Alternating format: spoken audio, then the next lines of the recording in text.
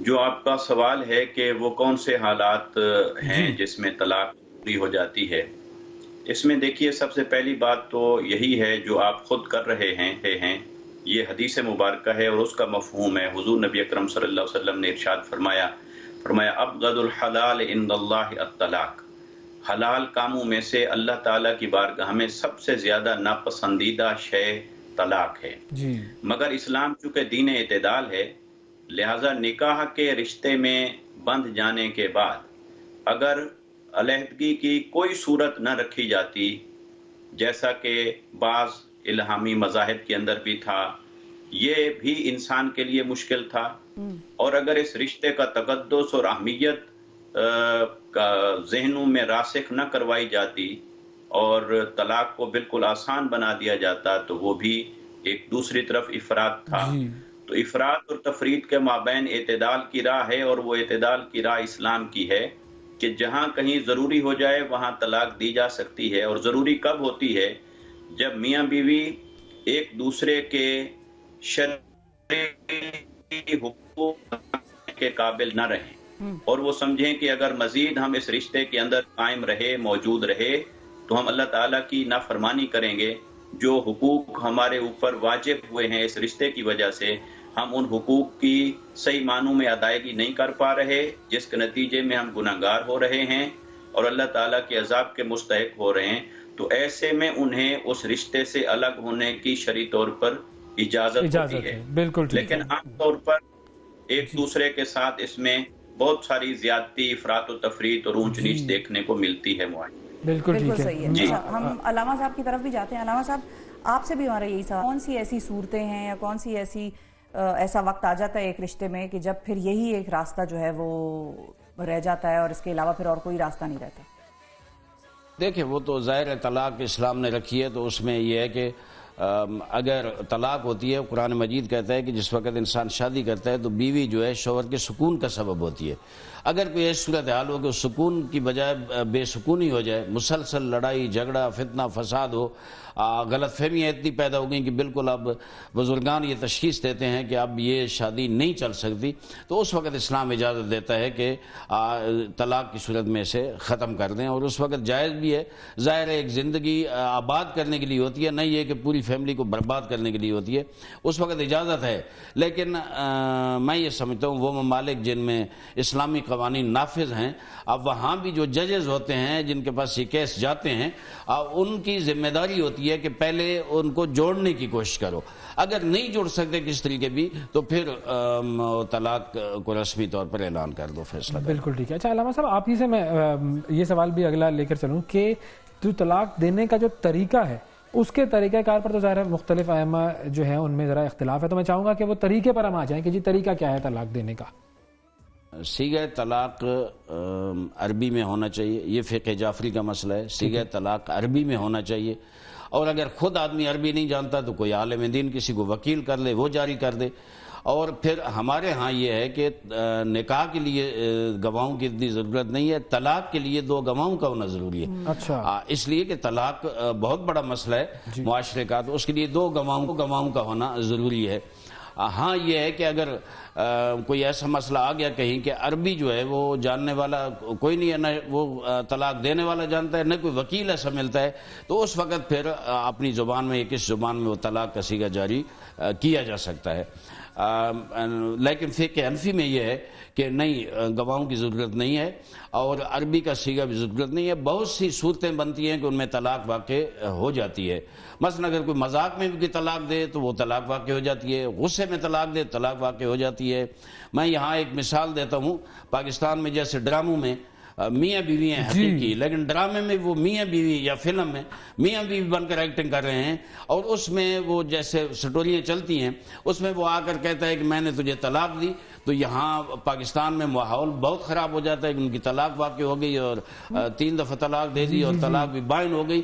اب بہت بڑا مسئلہ بنتا ہے، لیکن میں عرض کروں کہ فقہ جعفری میں مذاق میں طلاق نہیں ہوتی، غصے میں طلاق نہیں ہوتی، ڈرامے میں ایکٹنگ کرتے، جب تک نیت طلاق نہ ہو اور وہ طلاق کا جو پروسیس ہے کہ باقاعدہ ایک سیگا پڑا جائے اور 2 گواہ موجود ہو، اس وقت تک طلاق واقع نہیں ہوتی۔ یہ بڑا انٹرسٹنگ آپ نے معاملہ چھیڑ دیا۔ میں مفتی صاحب آپ کی طرف آؤں گا، لیکن پہلے اسی پر ذرا علامہ صاحب سے بات کر لوں۔ آج کل کلپ بڑا وائرل ہے جس کے اندر ایک مولوی صاحب ہیں، وہ کہہ رہے ہیں کہ جی اگر ڈرامے میں نکاح کیا تو وہ نکاح ہو ہی جائے گا، تو یہ جب نیت ہی نہیں ہوتی تو کیسے نکاح ہو جائے گا؟ علامہ صاحب یہ مجھے بتائیں ذرا۔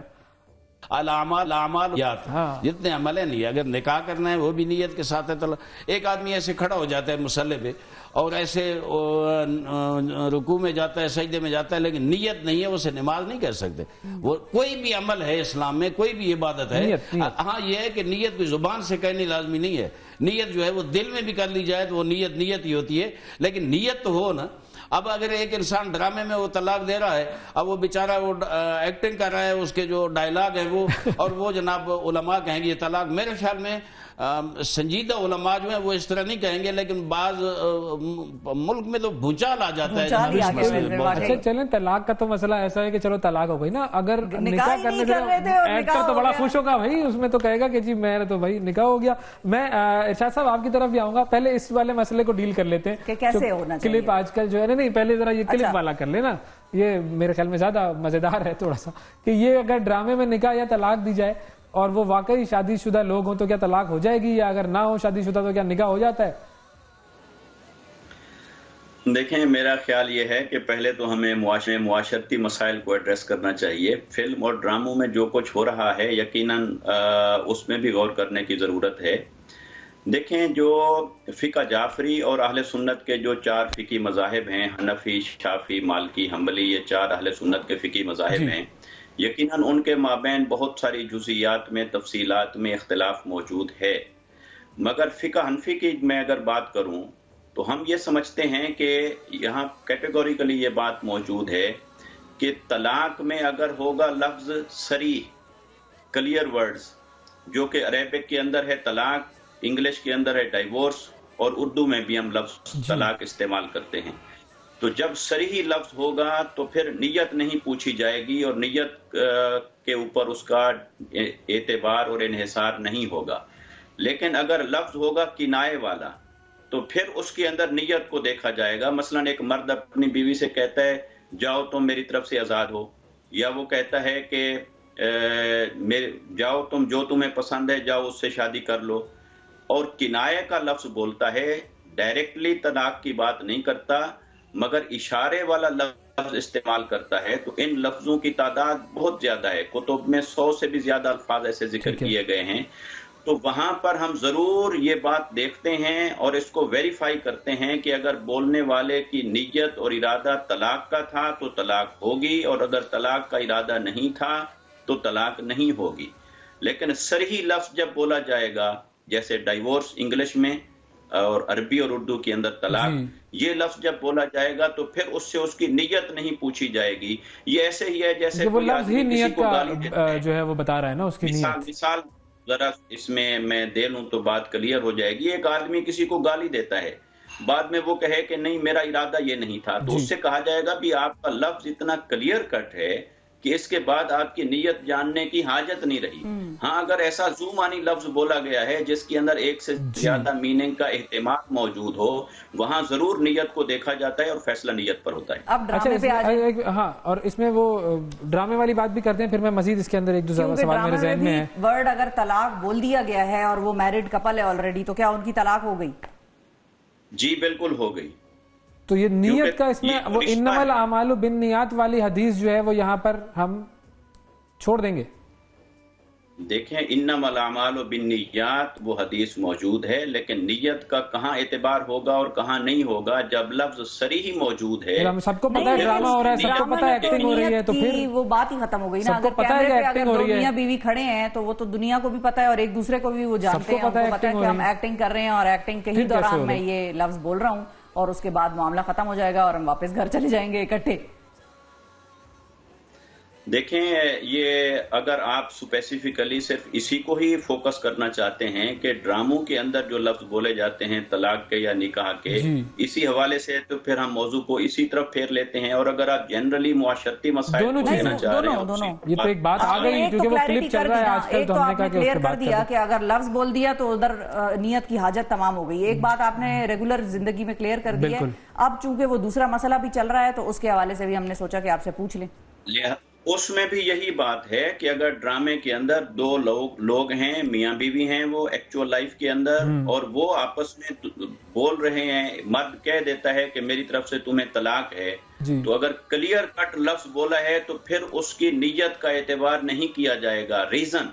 अब हमें उस रीजन की तरफ आना चाहिए, क्योंकि हमारा जहन इसमें जा रहा है कि ये तो ड्रामा है, ये तो फेक है।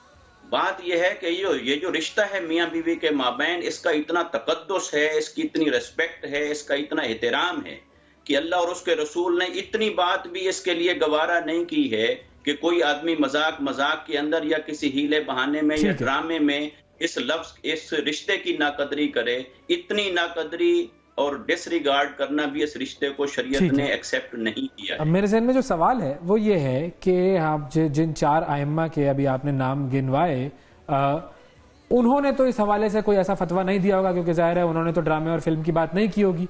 तो ये जो रूल, जो इंटरप्रिटेशन निकाली गई है कि जनाब ये ड्रामे में भी हो तो ऐसा हो जाएगा, ये किसकी तरफ से आई और कैसे सबने इसको मान लिया, और क्या ये तमाम लोग और तमाम मकातिब फिक्र इसको मान रहे हैं? इसका ओरिजिन क्या था?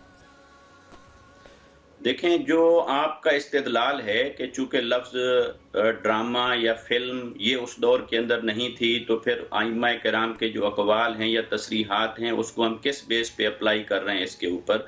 तो देखिए, फिका के अंदर बहुत सारी चीजें जो हैं, मसाइल, वो फर्ज करके बयान किए गए हैं। तो लिहाजा जहां पर इरादे का जिक्र है वहां इरादे को अच्छी तरह से डिफाइन कर दिया है चारों उलमा ने और चारों फिकी मज़ाहिब ने कि कहां इस इरादे का एतबार होगा और कहां नहीं होगा। और जब हम कहते हैं कि लफ्ज मजाक, तो मजाक और ड्रामा ये एक ही चीज है। नहीं, मजाक और ड्रामा दो अलग अलग चीजें हैं मेरे ख्याल में। मैं थोड़ा सा आपसे कथा कलामी करूंगा, मजाक और ड्रामा दो अलग अलग चीजें। देखें, आप इस सेंस में बेशक ले रहे हैं कि मजाक करना और चीज है और ड्रामा बन रहा है, फिल्म बन रही है, वो एक और चीज, लेकिन इन दोनों में एक कॉमनैलिटी है। वो कॉमन चीज इन दोनों में ये है कि उसके पीछे इरादा और नियत नहीं है, बिल्कुल दुरुस्त, ग्राउंड रियलिटी नहीं है। तो जब वो एक चीज कॉमन है तो उस चीज एक का हुक्म दूसरे के ऊपर अप्लाई होगा। इसको कहते हैं इल्लत। अच्छा, इसको इल्लत तो कहते हैं, लेकिन मेरे ख्याल में इसमें जहन इस्तेमाल करने की बात ही नहीं हो रही। सिचुएशन मतलब इस्लाम इतना जो है वो बगैर जहन इस्तेमाल किए इम्प्लीमेंट कर रहे हैं हम शायद, लेकिन चलें, ज़ाहिर है ये जी देखिए, मेरी गुजारिश है हम आम जिंदगी में आ जाते हैं। बहुत सारी जुजियात हैं, इसकी डिटेल्स हैं, मुआशरती एतबार से इसके पहलू हैं, आप उसको लीजिए बजाय इसके कि हम एक ही मसले के अंदर उलझ जाएं। अब फिका के एतबार से तो फिर आर्गुमेंट बहुत ज्यादा है, बिल्कुल ठीक है, वो एक लंबा आर्गुमेंट हो जाएगा। सही है। अच्छा, निकाह हो जाएगा अगर एक्टिंग करते हुए निकाह किया है तो? अगर एक्टिंग करते हुए निकाह किया है तो वो हो जाएगा जी। अगर इजाबो कबूल किया है तो निकाह हो जाएगा। अल्लाह अकबर। सर क्या कर रहे हैं आप? सर क्या आपने तो बड़ा रास्ता खोल दिया। जितना इस रिश्ते की तकद्दुस का, एहतराम का ख्याल रखने की बात हो रही है, उतना ही हमने वो मामला आसान कर दिया कि ना नियत होगी तो निकाह भी हो गया और नियत नहीं होगी तो तलाक भी हो गई। इतना आसान करके रास्ता खोल दिया कि जाओ भाई, मैं तो मजाक कर रहा था, अब तो तुम मेरी बीवी नहीं रही, तो चलो जाओ तुम कहीं और जाओ और मैं कहीं और जाऊंगा। तो ये तो बड़ा आसान बना दिया सर आप लोगों ने इसको।